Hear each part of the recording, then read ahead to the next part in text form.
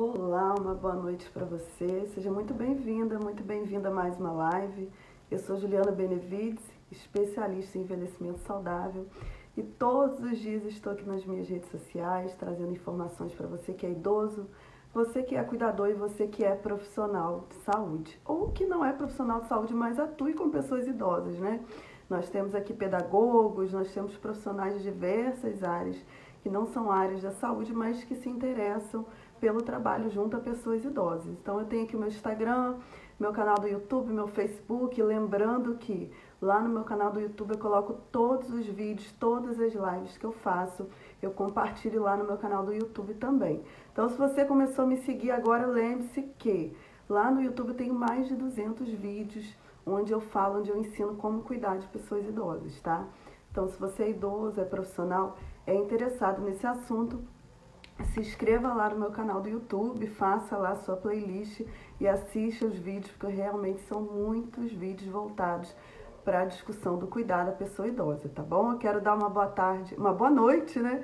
A Maria Teodora, Fisio Longevidade, ao Aércio, que estará conosco hoje. Quero lembrar para vocês que o tema de hoje será, não falei do tema, né, gente? O tema de hoje será Centro-Dia para Idosos. Nós vamos conversar com o Aércio, que é um advogado voluntário de uma instituição espetacular, que tem um centro-dia e faz um trabalho muito lindo com pessoas idosas, tá? Então a gente vai aprender um pouquinho a diferença de centro-dia para centro de convivência, e a gente vai perceber que entre cuidar do idoso integralmente dentro da família, né? E cuidar do idoso em uma instituição de longa permanência, que a gente chamava de asilos, a gente tem um meio termo que é o centro-dia, que é onde se faz um trabalho para idosos que têm algum tipo de dependência, ou seja, que precisam de algum tipo de assistência e que passam um dia nesse centro-dia e à noite retornam para sua casa. A gente vai aprender um pouco mais sobre isso na live de hoje, então eu peço você que já compartilhe, clique aí na setinha e já compartilhe com outras pessoas, tá? Quero lembrar para vocês que após essa live, às 21 horas, nós teremos uma live lá no Facebook, onde nós vamos conversar sobre como lidar com essa questão do luto em tempos de Covid. Familiares que estão perdendo pessoas idosas com o Covid, que não estão podendo sepultar, não estão podendo velar, de que forma que você pode lidar com esse processo de luto. A gente vai conversar lá no Facebook às 21 horas, tá bom? Eu já vou iniciar a live de hoje, então vou chamar o nosso convidado de hoje, que é o Aércio, para a gente conversar sobre o Centro-Dia, especificamente sobre esse trabalho lindo do Centro-Dia Dr. Ricardo, tá bom? Aércio, eu vou te chamar aqui.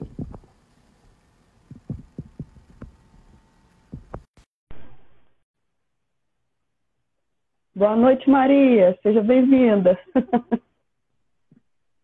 Olá, professora. Olá, Écio. Uma boa noite para você. Boa noite. Estou muito feliz por ter recebido o seu convite. Eu agradeço demais a existência das redes sociais, né? Porque se de uns anos para cá nós passamos a conseguir nos fazer conhecer, de repente aparece. Eu nem sabia que existia um trabalho como o seu, maravilhoso, e aí na cidade maravilhosa, né? E quando eu vi o seu convite pelo inbox, eu não acreditei. Você lembra? Até perguntei se é algum engano. Nós estamos em São Paulo, né? E muito feliz de falar desse trabalho que é apaixonante e que veio, ocupar um lugar no coração de nossa casa que estava vago, porque nós tivemos que abrir mão temporariamente do trabalho com as crianças, né? E agora estamos lutando para voltar a trabalhar com crianças. E bem, estou à sua disposição. Ah, que coisa linda. Nossa, essas redes sociais nos proporcionam esses encontros, né? Eu conheci a sua instituição pelas redes sociais, né? E eu estava acompanhando, olhando as publicações de vocês e me interessei por pesquisar, né? Embora não fisicamente, porque estou aqui no Rio de Janeiro, mas eu senti que era uma instituição que tinha um trabalho espetacular, né? Fiquei acompanhando ali por um tempo, eu falei, bom, vou mandar um convite aqui, vou convidar, quem sabe eles aceitam estar compartilhando a experiência dessa instituição com a gente, porque a minha ideia é assim, que as pessoas entendam que existem trabalhos lindos, existem trabalhos magníficos, né? Direcionados para a pessoa idosa, porque a gente olha esse mundo, né? A gente principalmente nesse tempo de Covid agora, né? Às vezes eu vejo os idosos assim, desesperados, como se não tivessem esperança, como se não tivessem instituições fazendo trabalhos interessantes, né? Trabalhos que trazem qualidade de vida para a pessoa idosa. Então, eu venho pesquisando e conheci a sua instituição aí, pesquisando nas redes sociais, vi que é um trabalho maravilhoso e quero te agradecer demais por você ter aceitado o convite, por estar aqui com a gente. Nós agradecemos muito esse espaço porque, assim, eu aprendi, nós começamos a pesquisar o trabalho com idosos a partir de 2010. Sempre foi um sonho da nossa casa ter uma ILPI, que é a Instituição de Longa Permanência para Idosos, nome técnico dos asilos, né? E nós pesquisamos, nós vimos que é um trabalho espetacular, mas muito difícil. Tanto que a maioria das ILPs que eu conheci em São Paulo, as particulares, horrorosas, 90% muito ruins, e as de ONGs, a ONG tem que ter um dinheiro próprio, porque a contrapartida é muito grande. Apesar da possibilidade da gente conseguir um convênio público, há uma parcela de dinheiro que a própria ONG tem que investir, né? E aí, em 2016, surgiu a oportunidade da audiência pública para o CDI, o Centro de Amparo Idosos, que eu vou te explicar agora em que é que consiste em São Paulo. Imagino que deve ser em todo o Brasil, né? O modo como a assistência social trabalha no país inteiro é bem similar em cada estado, né?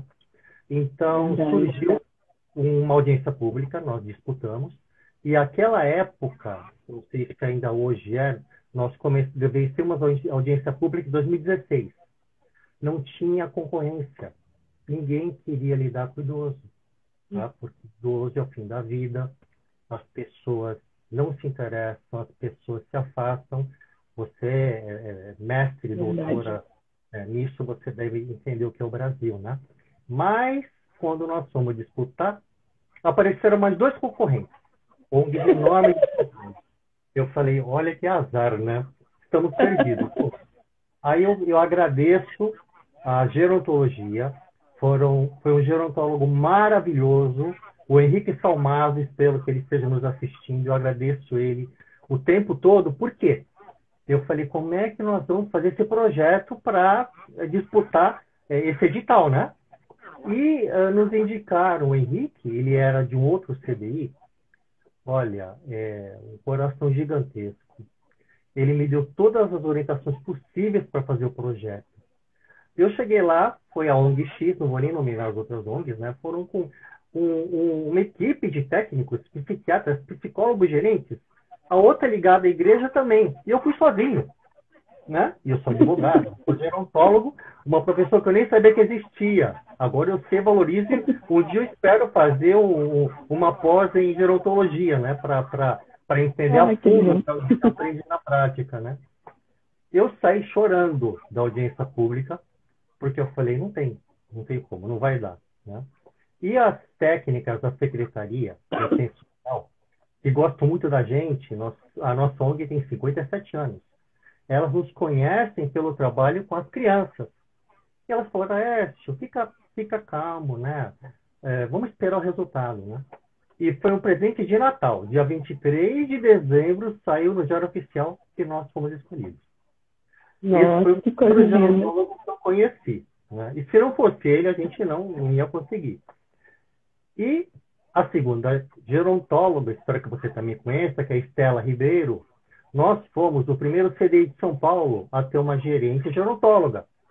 Porque eu falei, veja bem, se nós vamos lidar com idosos, nós temos que ter alguém que entenda de idosos. E o convênio em São Paulo não exige que o gerente seja gerontólogo. O gerente tem que ter uma formação profissional. Psiquiatra, psicólogo, assistente social. Assim, foi ela que nos ensinou a lidar com idosos. Ela, inclusive, ensinou toda a Secretaria de São Paulo, porque ninguém sabia lidar com idosos. Era novidade para todo mundo, né? E aí ela, como você, deve ter acontecido com você, como com o Henrique, bateu asas, foi seguir a vida, porque vocês têm que se especializar sempre vocês têm que bater asas mesmo para ensinar, né, para levar pelo Brasil inteiro. O Henrique está em Brasília, né? A Estela está no interior de São Paulo, né? Mas eles deixaram a gente um legado. A nossa equipe, eu aprendi que para lidar com idoso, se você não gosta, você não aguenta uma semana. Quem fica, fica por paixão. Eu costumo dizer que é um trabalho profissional.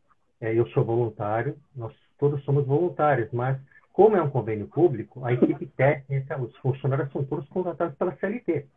Mas o que eu digo para eles, vocês têm que trabalhar profissionalmente, né? É um trabalho profissional. O amor que vocês colocam é um plus, né? É algo que você dá por vontade. Você não pode exigir de um funcionário, mas todos dão o máximo, uma coisa assim emocionante. Eu me emociono sempre, até porque eu sou voluntário, eu não posso estar lá diariamente. Eu tento estar uma vez por semana, né? Mas assim, eles são braços e olhos e cabeça maravilhosos nossos. Então, nós estamos muito felizes com esse serviço que veio ocupar o espaço, o buraco que ficou do trabalho com as crianças, que nós tivemos que abrir mão. Nós, durante 55 anos, nós lidamos com crianças em abrigos. E por conta do Estatuto da Criança e do Adolescente, os abrigos hoje, eles são depósitos de crianças, lamentavelmente. Porque todos que eu conheço, infelizmente, são.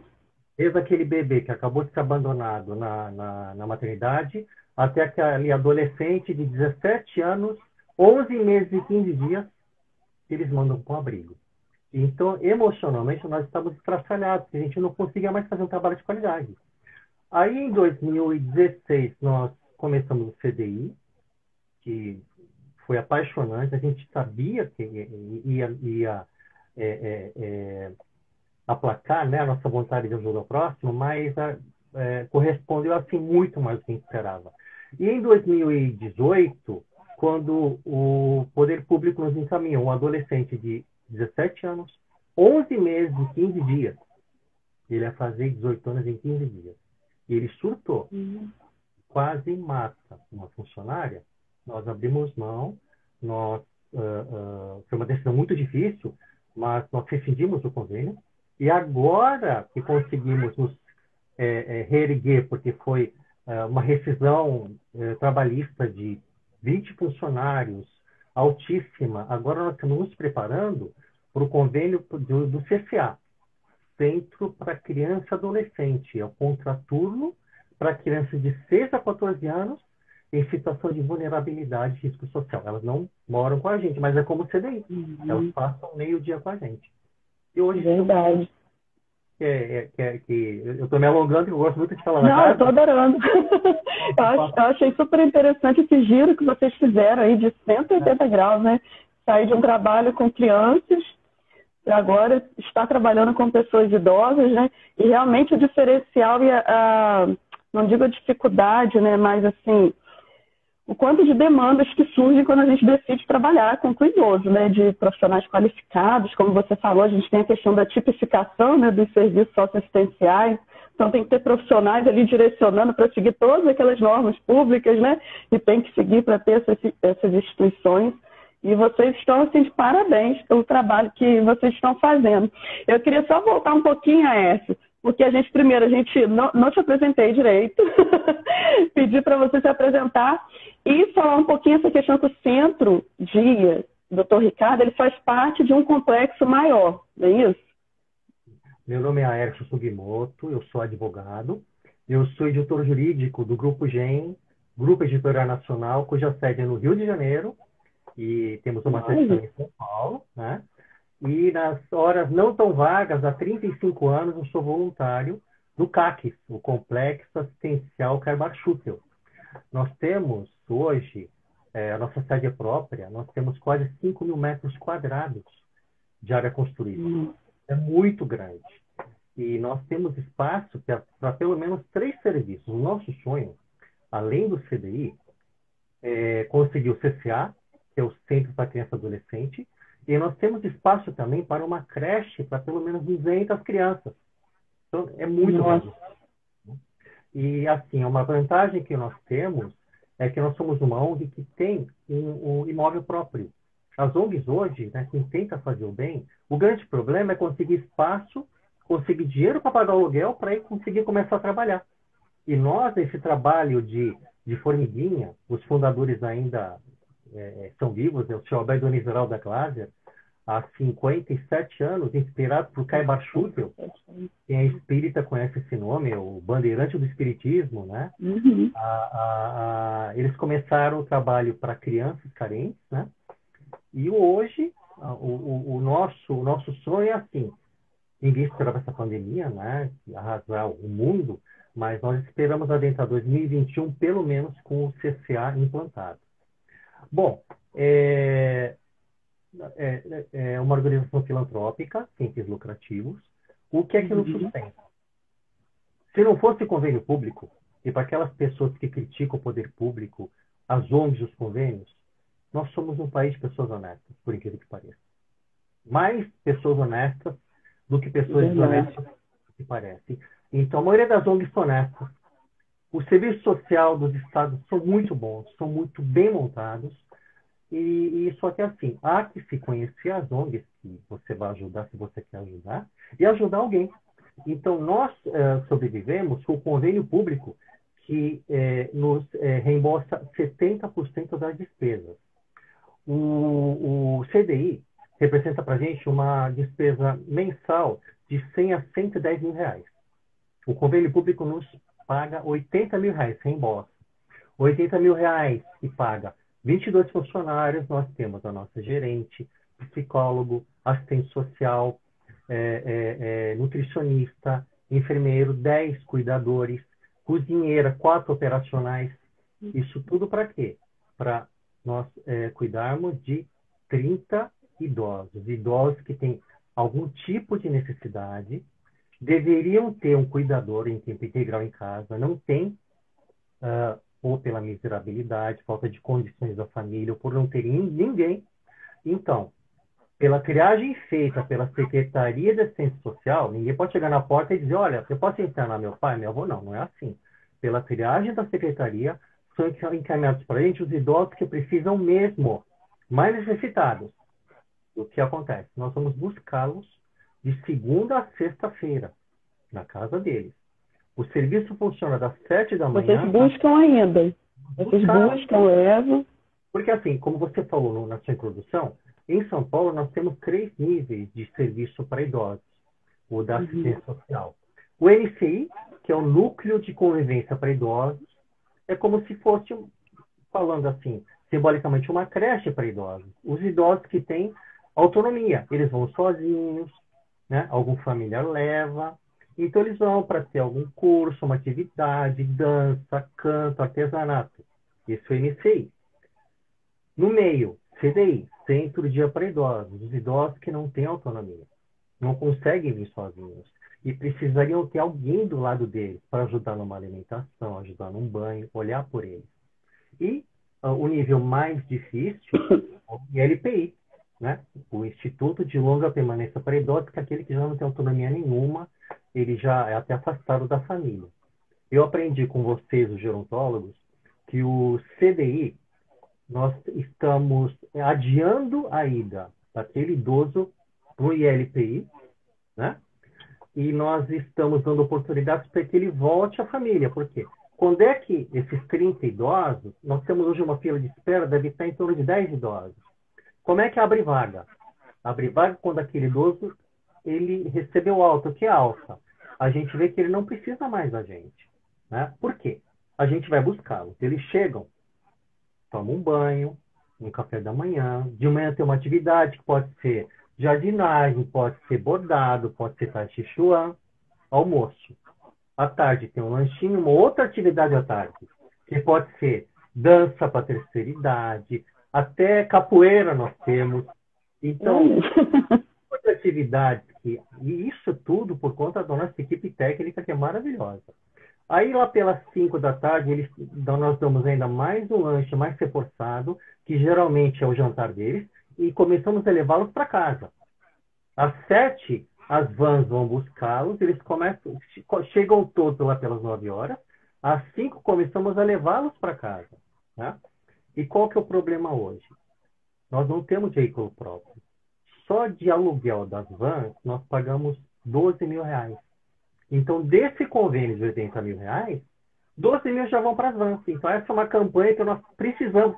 Agora, é meio difícil você pensar desse tipo de campanha. Agora, a prioridade é a fome, né? A prioridade é a fome. Eles estão passando fome. Mas, assim, nosso sonho é que caísse uma van usada na nossa porta, né? Que alguém gosta da gente. Porque aí, economizaríamos 12 mil reais por mês.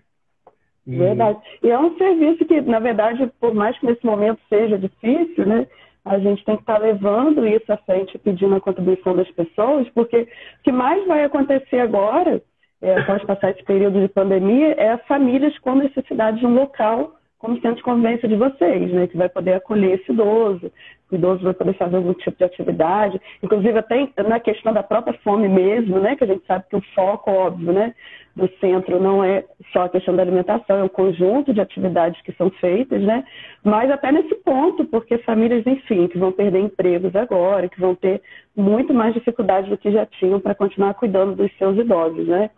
Então, a gente realmente tem que estar pedindo a contribuição das pessoas, por mais que nesse momento talvez o centro-dia não esteja funcionando da forma como é desenhado, mas daqui a pouco vai funcionar e vai funcionar com uma lista de espera cada vez maior, né? Mas é que a gente tem certeza. Você vê o esforço de nossa equipe, né, de nossos funcionários. Por um lado, eu sempre gosto de dizer que o centro-dia ele não atende só 30 idosos. Por quê? Sabe qual é a grande beleza? Dou um exemplo. Nós temos idosos de todo tipo de história possível. Nós temos aquele idoso que a primeira vez que nós fomos buscá-lo, ele é um idoso que não tinha uma perna, né? Chegamos na casa dele, a casa completamente alargada, abandonada. Ele não comia há dias, não tomava banho há dias, né? Passado um mês, e ele chegou nem fralda, ele sabia usar. Ensinamos a usar fralda. Passado um mês, ele não usava mais fralda e nós conseguimos atender a família, porque é um serviço que nós precisamos. Você deve saber isso bem. Cuidar da família, porque você não adianta nós esse idoso ficar durante o dia de segunda a sexta e voltar para uma família estraçalhada, né? Desestruturada. Então, a beleza que tem é que, passado um tempo, a família descobre que tinha um idoso em casa. Porque até aquele momento, o idoso ficava num quarto trancado, sem comer o dia inteiro, sem ninguém conversar com ele. Mas passa um tempo, o idoso começa a voltar para casa sempre com uma novidade, uma caixinha que ele fez na aula de artesanato, uma música que ele aprendeu, um bordado que ele fez. Então, a família começa a descobrir que o idoso tem valor e que tinha dentro da sua casa um parente de valor. E agora, por exemplo, tecnicamente, o CDI não deveria funcionar, porque você não tem que trazer 30 idosos para o mesmo ambiente. Mas isso é esforço da nossa equipe. São 22 funcionários. Eles se dividiram em plantões, então cada dia vem uma equipe e não dá para ir os 30, todo dia na casa dos 30 idosos, mas vão com máscara, você deve ver pelas nossas redes sociais, com luvas, com avental, leva uma atividade para eles fazerem, que eles sentem falta, um desenho, uma pintura, né? Leva, dos 30, são 10 que a gente sabe que se a gente não levar um alimento pronto, eles não vão comer. Não vão fazer comida. Vão passar fome, porque não tem quem faça por eles. Pelo menos 10 nós procuramos levar um alimento. E os outros 20 nós levamos uma cesta básica. Então, é um carinho que eles sentem falta e agradecem. Mas mesmo assim, tem aqueles que nós já notamos que começaram a emagrecer, voltaram à depressão, né? Mas, apesar do afastamento, nós sabemos que se nós largarmos completamente, nós vamos perder todo aquele trabalho que nós fizemos esse tempo todo, né? Nossa, que trabalho espetacular esse. E o que a gente vem discutindo aqui, até no Instagram, a gente conversou com fisioterapeuta, né?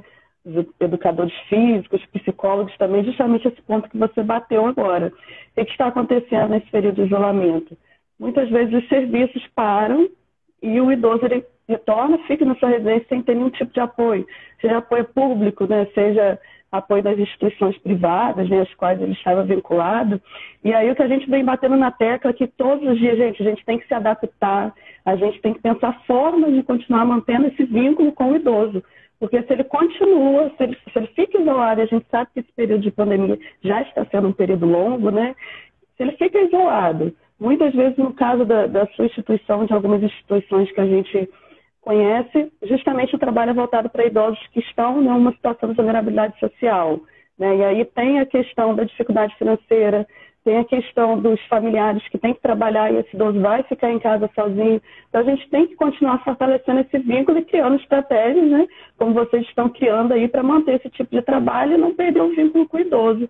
Senão vem a depressão e todos os problemas que a gente já conhece aí, que acometem a pessoa idosa, né? Então eu tenho acompanhado aí o trabalho de vocês, eu vejo que realmente, de fato, vocês estão de parabéns nesse sentido por manter esse trabalho, manter o vínculo, né?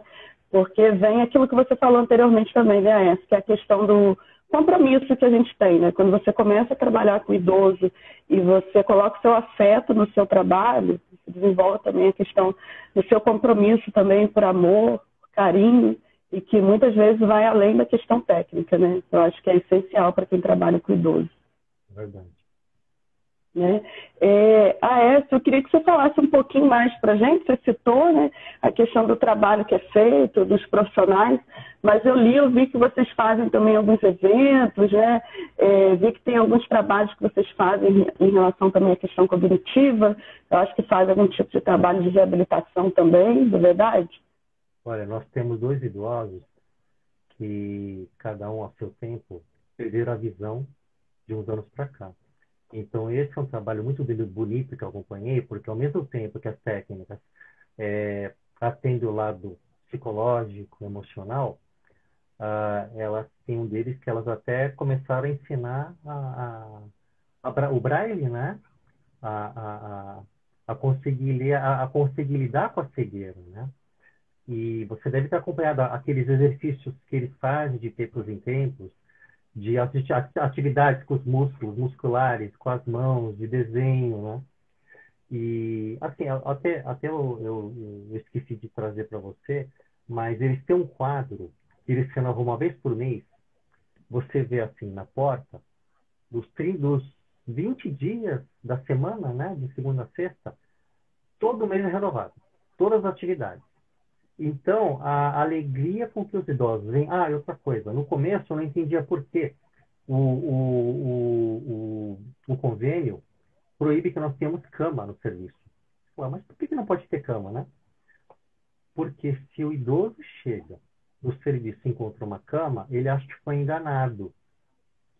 O medo deles é que seja um asilo. Eles vão para não voltarem mais. Então, nós não podemos ter cama. Nós temos as poltronas grandes, sofás para eles descansarem, né? Só que passa um tempo, eles começam a ter alguns até que dizem, poxa, você podia ter cama para a gente já pegar aquele de uma vez. É muito legal a gente ver essa resposta do idoso em relação ao trabalho com a gente, né? E eles pegam amor por nós, até que nós não conseguimos não pegar amor por eles, né? Eu vejo que os nossos cuidadores, eles se sentem responsáveis por cada um de seus idosos. Porque no dia a dia não tem como você não se emocionar e não criar um vínculo. Eu digo, com as crianças era um pouco parecido, mas com as crianças, a grande diferença é que com a criança, como a esperança, né? A esperança que ela cresça, que ela amadureça, que ela mude, o olhar era diferente dos funcionários. Agora, com o idoso não, eu também aprendi com vocês. Você não deve julgar o idoso. Bom, a gente não deveria julgar ninguém, né? A gente não deveria julgar o próximo, mas o idoso em especial. E a beleza que está do CDI é que para a gente não importa o que o idoso fez no passado, porque para o familiar é mais difícil, né? Se ele maltratava a esposa, não cuidou dos filhos, se ele perdeu tudo que tinha na vida. Para nós é um idoso que está precisando de ajuda. Eu acho que essa é a beleza desse trabalho, o olhar que a gente consegue ter. Eu vi numa das suas lives você falando da escuta também, né? As pessoas perderam a capacidade de ouvir o outro. Imagina então ouvir o idoso que você nem conhece. Mas eu noto que é muito mais fácil você ouvir idoso que você não conhece do que aquele que faz parte da sua intimidade, que já traz toda uma carga.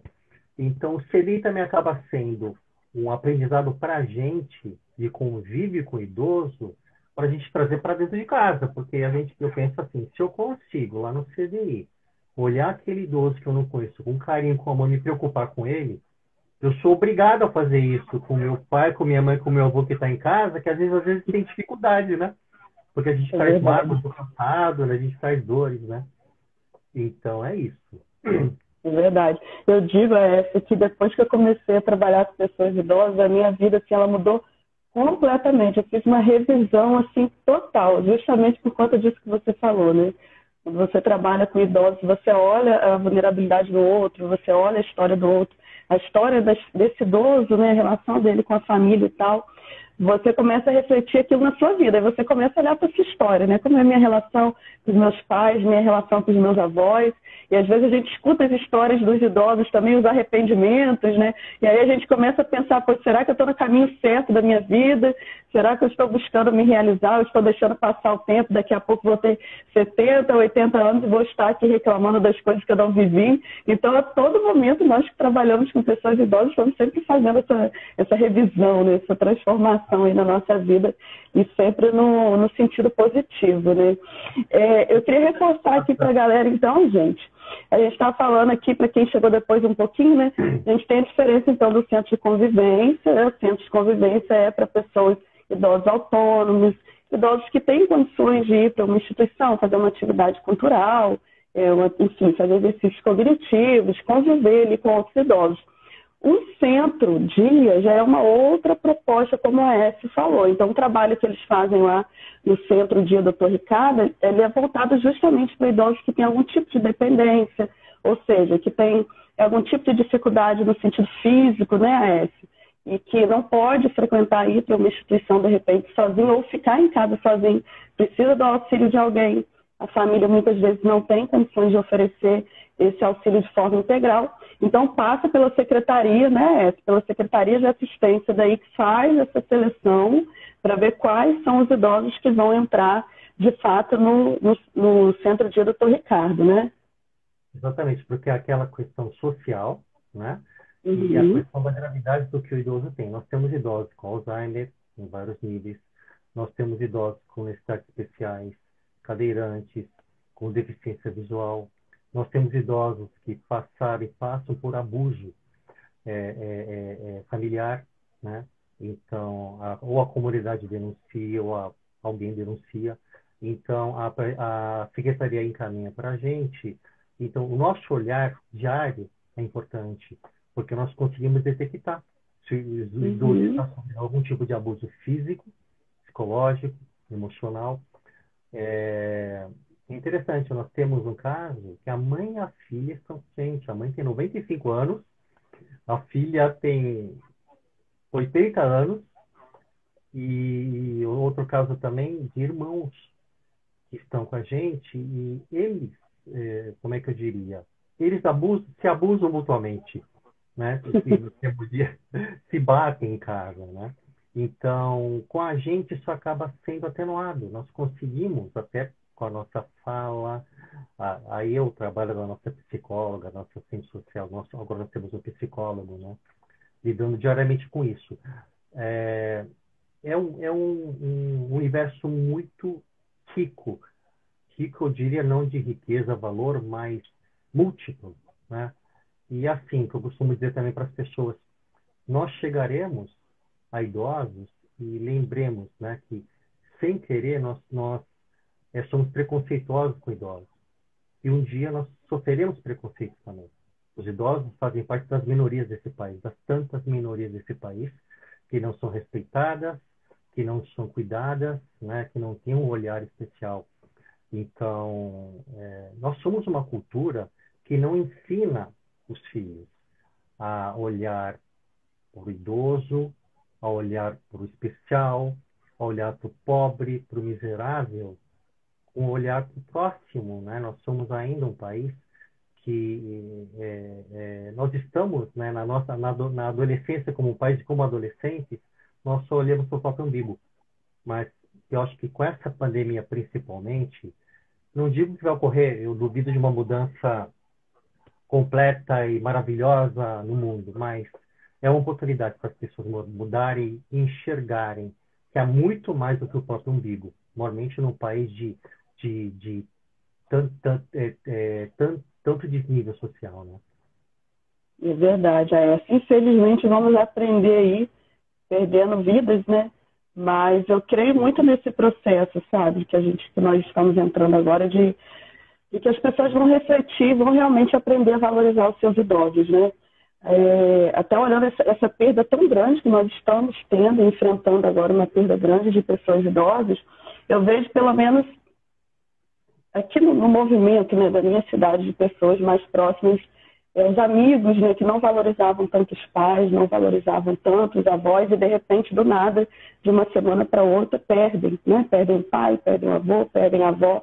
Então, eu percebo que há um movimento e quero crer nisso, né, com bastante esperança de que a situação do nosso país vai mudar. Porque quando a gente olha para o que a gente estava discutindo hoje, né, no Facebook, quando a gente olha para países desenvolvidos, a gente percebe que são países que cuidam dos seus idosos, que valorizam os seus idosos, né?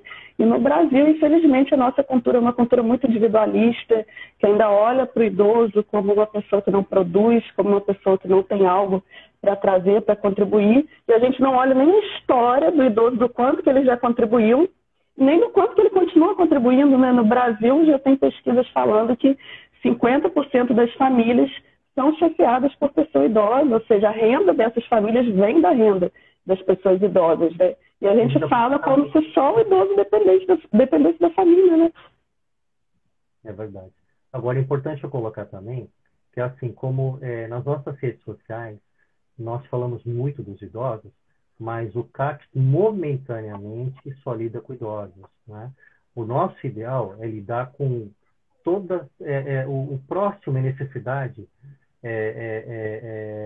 qualquer tipo de necessidade, mas desde a criança até o idoso, né? Nós temos espaço físico para atender.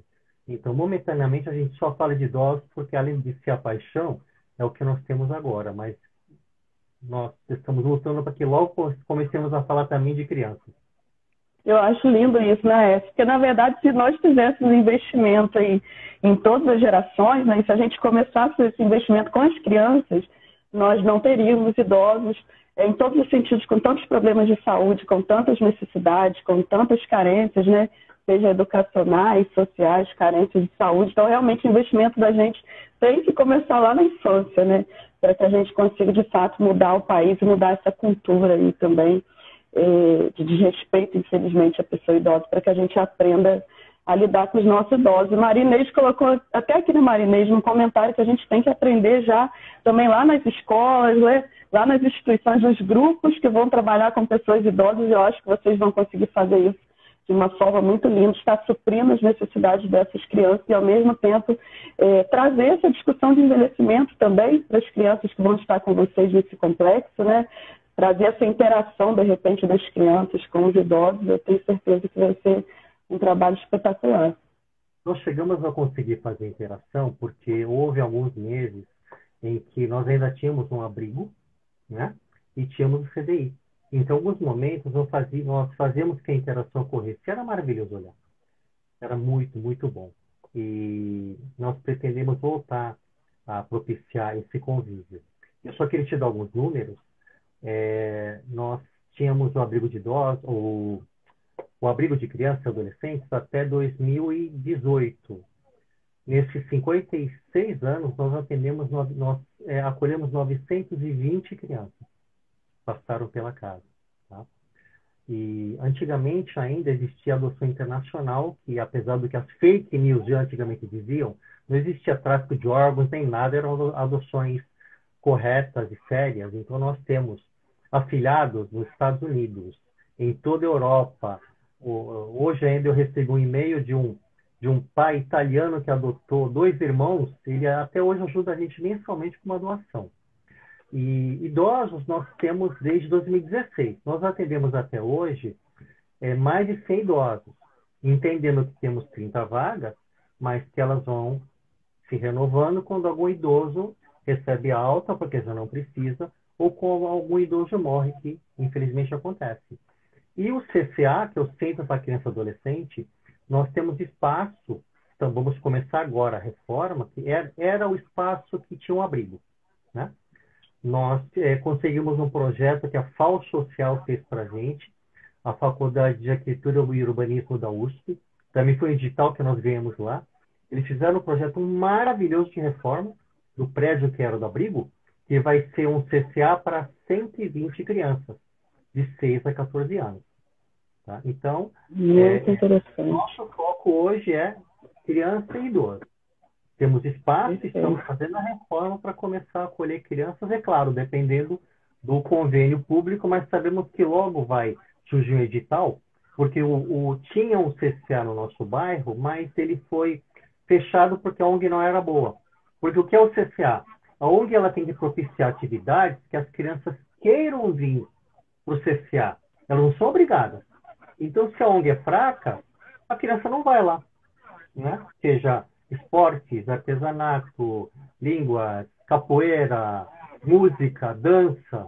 Então, também a gente, assim, nós estamos muito entusiasmados porque é um campo muito rico de trabalho, né? A gente vai dar chance a essas crianças de se sentirem valorizadas e de terem um olhar para o futuro de esperança, de terem um olhar para o futuro, de serem pessoas melhores, de saberem que elas têm todas as condições de serem tanto quanto aquelas crianças que não precisam de um CCA, que não precisam desse tipo de auxílio, né, de espaço. Verdade, perceber esse potencial, né? Eu lembro que no início da minha profissão, eu trabalhei com crianças também, né? Com crianças e adolescentes numa favela do meu município. E é interessante isso que você falou, Aécio, porque quando a gente pergunta, pode você perguntar o que essas crianças vão fazer, o que elas querem fazer, o que elas pensam da vida, né? Quando forem adultas e tal. E você percebe que há uma falta de... elas não conseguem perceber o potencial que elas têm, né? Elas olham para elas como se elas tivessem que viver reproduzindo aquela vida, a vida dos familiares, né? Ou seja, a mãe foi faxineira, eu vou ser faxineira, meu pai foi pedreiro, eu vou ser pedreiro, eu não posso seguir uma outra profissão, porque não tem, muitas vezes, a possibilidade de estar numa instituição, né? Como a instituição de vocês e tantas outras que vão mostrar, olha, você tem um potencial, você tem possibilidades, né? E dar essas ferramentas também para que eles possam seguir além do que foram aí os seus familiares, né? Teve um colega que colocou aqui, deixa eu ver, tem umas perguntas aqui. Bom, o Vitor só fez um comentário, né, Vitor, que lá em Teresina os abrigos infantis estão lotados, então tem uma demanda aí no país inteiro por trabalhos como esses, né? E a Ju Moraes está perguntando se vocês conseguem fazer algum tipo de trabalho psicológico com os familiares desses idosos, se vocês têm esse braço aí na instituição de fazer algum tipo de atendimento direto assim à família. Então, os nossos psicólogos que seriam as pessoas adequadas para responderem, mas o que eu acompanho é o seguinte, o que nós conseguimos pelo idoso, né, pelas narrativas do idoso, pelo que nós avaliamos, que nós fazemos visitas, né, às residências deles, entender o que se passa e tentamos algum tipo de contato, né? Uhum. Com muito tato, porque senão um contato mal feito, uma interferência mal entendida, pode refletir no idoso. Mas isso é importante porque nós lidamos com... Chega um momento que nós conhecemos mais o idoso do que a própria família. Porque eles passam conosco de segunda a sexta, durante todo o dia, a família provavelmente não enxerga esse idoso. Em momento algum, só lembra dele como preocupação ou para usufruir da aposentadoria dele. Então, é um trabalho que é necessário, é muito importante fazer, mas que nós temos que ter muito tato. O que acontece? Naqueles casos mais delicados e difíceis, quando nós notamos que há abuso físico, quando nós notamos que há abuso psicológico, quando nós não conseguimos atuar, aí nós denunciamos ao Ministério Público. Que é a necessidade de uma interferência estatal mais forte mesmo, né? Mas, assim, tem toda uma equipe que faz uma... O Marcos colocou aqui, né, que vocês fazem reunião, mediação, né? Tem toda uma equipe que faz essa avaliação, né? É o psicólogo de vocês. Estou percebendo que ele trabalha aí com vocês. Exatamente. Toda a nossa equipe está aqui. Eu até falei para ele, gente, vamos agora acompanhar diariamente as lives, tudo que a professora Juliana coloca, porque é o que faltava para a gente.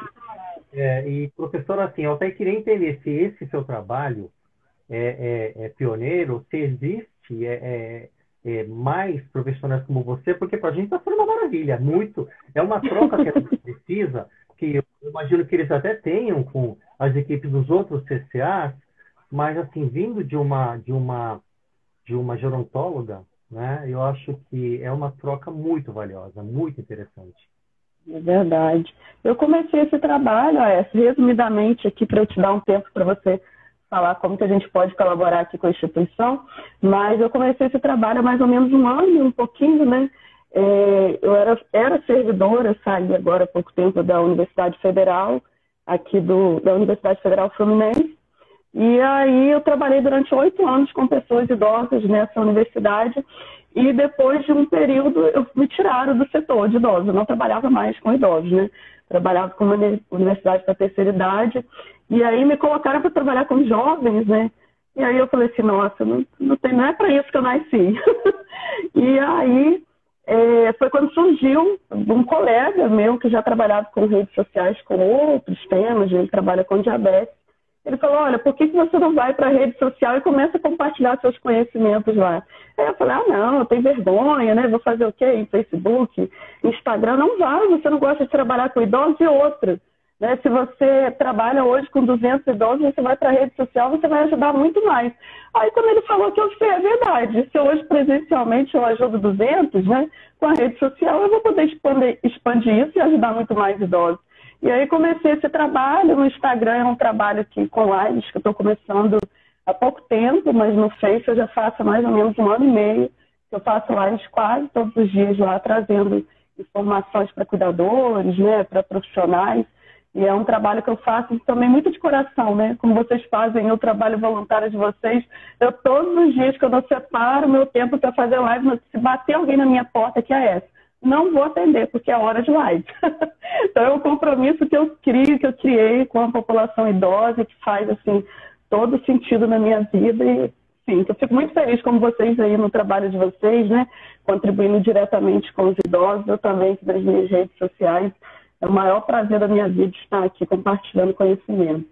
Maravilhoso. O Marcos só lembrou agora que nós precisamos, naquela sua pergunta do apoio psicológico, nós precisamos preservar o vínculo familiar, porque o idoso volta para casa, não é? Então nós não podemos atuar como uma bomba, né? Como uma granada que entra no meio da família. Então realmente é um trabalho muito delicado. Tem que ter todo um tato, né? Eu imagino nessa questão, por exemplo, de violência, né? Quando vocês detectam. E aí a gente tem que saber por que dessa violência deve vir o trabalho do psicólogo, do assistente social. Será que é o estresse do cuidador? São tantas questões que podem estar influenciando, né? E de que forma que você chega para essa família, para ela também não impedir o idoso de estar participando com vocês do centro-dia, né? Então, realmente é um trabalho que eu imagino que seja muito difícil, mas que eu já vejo que vocês fazem aí com todo louvor, com certeza. Deixa eu ver, a Maria Inês colocou aqui a S. Ela vai aproveitar as férias para visitar, inclusive para visitar aí a sua instituição. São todas instituições boas, né, que nós estamos conhecendo aqui. Se não me engano, a Maria Inês, ela é mãe de uma idosa nossa. Ela é mãe de... Ela era... Aliás, essa Maria Inês aqui, não sei se tem mais uma. Maria Inês Castro, ela é filha... Ela era cuidadora da mãe, e aí a mãe faleceu, e hoje ela tem um grupo de idosos, né? De cuidadores de idosos, na verdade. E aí, essa live, quando você vem aqui, você apresenta essa instituição, você acaba inspirando, como eu já vi ela colocando aqui anteriormente, né, outras pessoas a criarem grupos, a criarem centro-dias, né, criarem projetos que sejam voltados para a pessoa idosa, porque tem uma coisa muito interessante que você falou, que é possível a gente ter uma subvenção pública, né? Não dá para você viver só com recurso público, mas é possível você criar projetos, criar programas e pedir o auxílio por meio dos editais das instituições públicas e assim conseguir oferecer algo para a população idosa, né? Porque eu acho que o que falta muito hoje em dia é a gente propor, né, AS? Muitas vezes a gente reclama, mas os idosos estão abandonados, né? Não tem projetos públicos voltados para a população idosa, mas a gente não sai da gente para tentar fazer alguma coisa. Exatamente. É verdade? Então, quando a gente propõe, a gente tem outras possibilidades aí também de estar conseguindo algum auxílio e estar contribuindo aí com a sociedade, né? Eu estou vendo aqui que tem várias pessoas aqui elogiando vocês, Diego, Marcos, outras pessoas aqui já colocaram também elogiando o trabalho de vocês. Bom, como estamos aqui há 10 minutinhos, eu quero pedir para você falar para a gente uma coisa que é essencial. Como que a gente faz para contribuir com a instituição de vocês? Quais são os contatos, endereço, telefone? De que forma que a gente pode estar ajudando aí o complexo assistencial? Então, assim, primordialmente, quem puder ajudar, divulgando o nosso trabalho, entrando nas nossas redes sociais, no Instagram, porque hoje é tudo, né, as redes sociais. Quanto mais a casa for conhecida, mais de receber ajuda. Porque assim, aproveitando esse final, nós concorremos com poucas ONGs milionárias que captam todo o dinheiro grosso desse país, porque as empresas que são obrigadas, né, em tese, em colocar no seu portfólio que ajuda alguma ONG, vão naquelas principais, que não precisam de dinheiro. Existem milhares de ONGs que precisam de dinheiro, que fazem um trabalho maravilhoso e ficam mendigando, né? Então, assim, primeiro, nos ajudar divulgando o nosso trabalho, Instagram, Facebook. Segundo, aceitamos qualquer tipo de... porque coisas usadas, coisas seminovas, nós vendemos no nosso bazar. Entrando no nosso site, carbarchutel.org, né? Tem uma página onde pode se doar pelo PayPal, doar por cartão de crédito. Né? Temos nossas contas bancárias, Bradesco, Itaú e Banco do Brasil, doação para ONG, nunca para pessoa física. E em São Paulo nós temos uma maravilhosa campanha chamada da Nota Fiscal Paulista. Né? Você coloca o CNPJ da nossa ONG como doação para comprar e colocar o seu CPF, uma parte daquele imposto vem para a nossa ONG. Essa é uma doação maravilhosa que tem ajudado muito a nossa casa, só que as pessoas não conhecem, as pessoas têm preguiça de entrar no site da Receita Federal para cadastrar o nosso CNPJ, mas assim, é uma doação que não vai sair do seu bolso, vai sair de imposto que ao invés para o governo do Estado, vem para uma ONG. Né? Essas Gente, que interessante, eu não conhecia essa possibilidade. É maravilhoso. Imagina que talvez tenha no Rio de Janeiro. Mas em São Paulo, quem mora no estado de São Paulo, se puder cadastrar nosso CNPJ, isso tudo entrando no nosso site, vai encontrar o passo a passo como fazer isso. E é uma grande ajuda. Hoje nós precisamos de R$30 mil por mês para completar as despesas da casa. Dos R$80 mil que recebemos do convênio, mais 30 para pagar todas as despesas. Mas, graças a Deus, nós não podemos reclamar. Com toda essa pandemia, essa crise que está se instalando no país, nós estamos sobrevivendo, nós estamos bem, conseguimos trabalhar com os nossos idosos e agora sim, em compasso de espera para conseguir ter de novo criança em nossa casa. Gente, que trabalho espetacular. Então, lembrando, quem está aqui na live agora ou vai assistir depois, porque os idosos que me acompanham, a maioria estão no Face. Aqui estão os profissionais. É engraçado que até o Facebook e o Instagram mostram isso quando a gente vai olhar os perfis, né? Aqui estão os profissionais, lá estão os idosos. Então, amanhã eles vão assistir essa live aqui. A maioria das pessoas são de São Paulo, por incrível que pareça. Então, você que vai assistir depois, aqui no Instagram, vai assistir no Facebook, eu vou compartilhar a página da instituição aqui no meu Instagram, nos nossos grupos também do WhatsApp, do Instagram. Entra lá na página deles, veja como que faz o cadastro, então, da nota fiscal, né? Já que, de repente, eu não tenho dinheiro. Faz o cadastro da nota fiscal que você vai doar indiretamente. E se você tiver condições financeiras também, faz um depósito, tem PayPal, né? Não precisa ir no banco, né? Pode fazer pelo computador, pelo aplicativo, sem problema nenhum, né? Então, todos têm a possibilidade de estar ajudando vocês aí. Exatamente. Professora Juliana, muito obrigado. É uma honra ter participado nessa live. Foi a nossa primeira, espero que seja... Temos outras, assim... você querendo, tem toda a nossa equipe técnica com muita experiência também para compartilhar melhor ainda do que eu com você. Que linda, Por favor. Quero agradecer demais, né? Para mim é sempre uma alegria poder estar tentando pelo menos contribuir de alguma forma, né? Fazendo com que instituições como a de vocês, que têm um belo trabalho, sejam reconhecidos por outras pessoas, para que as pessoas possam se espelhar em vocês, para também construir outras instituições, outros projetos e também colaborar com o projeto de vocês. Eu quero dizer também aos profissionais aí que trabalham contigo, estou aqui à disposição, se quiserem fazer live aqui comigo, trazer a experiência de vocês aí do trabalho com as pessoas idosas, meu espaço aqui ele está sempre aberto para todos que têm essa paixão aí pelo trabalho com idoso. A minha página está aberta, é só me mandar um direct aí que a gente agenda e a gente faz uma live aqui, com certeza. E, professor, eu queria aproveitar e agradecer aqui a toda a equipe técnica que está nos acompanhando. Eles são sensacionais, sou apaixonado por eles. E agradecer também as organizações da Poli da USP, da FAO da USP, a Polissocial, FAO Social, a Enactus, da Embi Morumbi, que são jovens maravilhosos que só nos dão esperança do futuro desse país. Que o que eles ajudaram a gente, o que eles ajudam, é a renovação que a gente precisava para trazer a ONG para os dias de hoje. Nós somos muito felizes. Ai, que lindo.